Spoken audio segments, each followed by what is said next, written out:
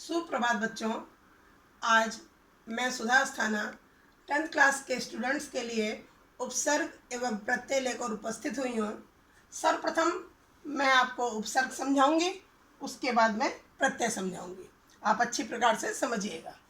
उपसर्ग वे शब्दांश जो किसी शब्द के आरंभ में जुड़कर उसके अर्थ में नवीनता, परिवर्तन तथा विशेषता ला देते हैं, उपसर्ग कहलाते हैं। पहले समझिए इसको। किसी भी शब्द के पूर्व में पहले जो शब्दांश जोड़े जाते हैं और उससे उस शब्द का अर्थ बदल जाता है, वो उपसर्ग कहलाते हैं। इसका स्वतंत्र प्रयोग नहीं होता।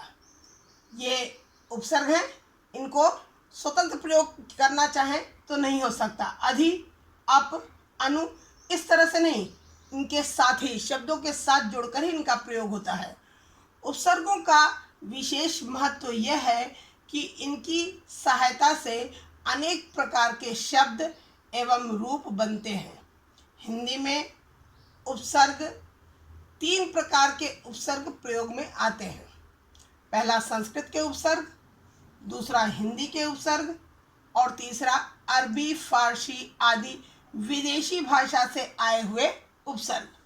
बच्चों, अब आपको मैं कुछ मुख्य उपसर्ग और उनसे बने हुए शब्द आपको बताऊंगी। पेपर में आपको आता है कि उपसर्गों को प्रयोग करते हुए एक एक शब्द लिखिए, तो मैं आपको 2-2 शब्द यहाँ पर बता रही हूँ, ध्यान दीजिएगा। अ उपसर्ग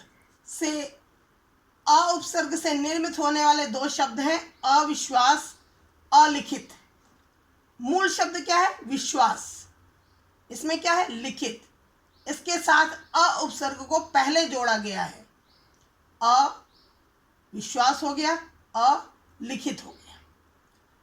दूसरा उपसर्ग है अधि। अधि से निर्मित 2 शब्द देखिए आप, अधिकार, अधिपति। अप उपसर्ग से अपमान, अपयश। अनु उपसर्ग का प्रयोग करते हुए अनुकरण, अनुभव। उप उपसर्ग उपवन, उपदेश। अभि उपसर्ग अभिप्राय, अभिशाप। सह उपसर्ग का प्रयोग करते हुए 2 शब्द देखिए, सहमति, सहपाठी। निर उपसर्ग निराकार, निरपराध। परि उपसर्ग परिजन, परिचय। सु उपसर्ग सुमार्ग, सुकर्म। आ उपसर्ग आकार, आजीवन।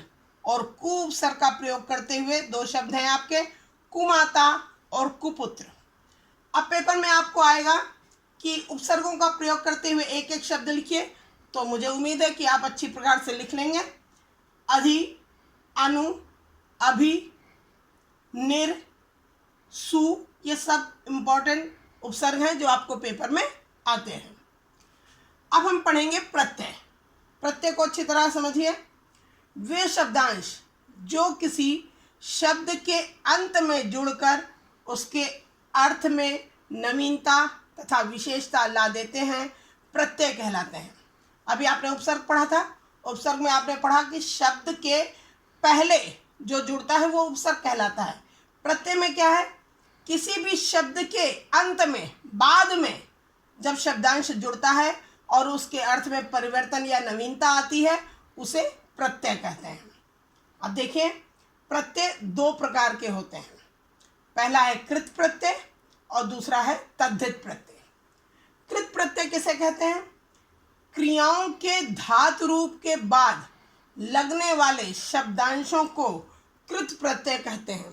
धातु रूप यानी जो क्रियाएं हैं, पढ़ना, लिखना, जाना, आना, ये धातुएं हैं। तो पढ़ धातु में आई शब्दांश जोड़ा गया तो शब्द बनता है पढ़ाई।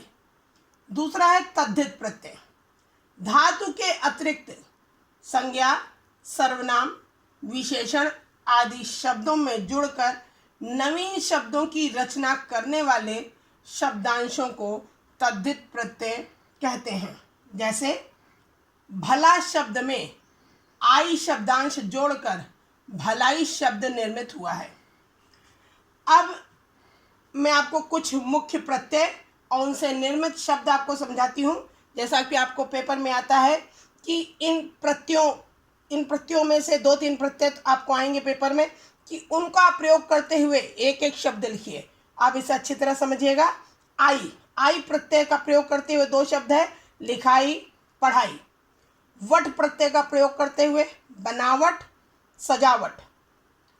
आहट प्रत्यय का घबराहट, बुलाहट। ता प्रत्यय का महानता, सुंदरता। त्व प्रत्यय महत्व, गुरुत्व।